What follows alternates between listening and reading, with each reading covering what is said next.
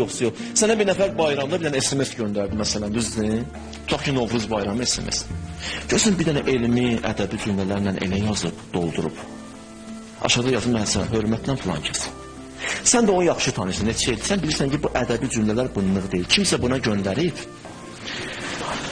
Altda bu onun adını silib, öz adını yazıb sənə göndərib. Çünki bu onluq deyil, o ədəbi cümlələr. Bahar ətirli Novruzun mübarək olsun, nə bilim, payız. Boş şeylərdir. Bu özü yazmayıb onu, 100% deyirəm sizə. Onun dilindən çıxan sözlərdir, eşidib, heç özü də oxumayıb, hələ göndərib sənə. Amma bir dənə cümlə yazıraq, qəlbdən yazır sənə, doğrudan içindən çıxan sözü yazır, o qədər sənə təsir edir. Düzdür? Çünki qəlbindən çıxdı. Qəlbdən çıxdı, qəlbə gedəcək. Dildən çıxdı, qulağa qədər gedir. Eşitdin, attın kənara. Özün də oxumaq istəmirsən, qoyursan kənara.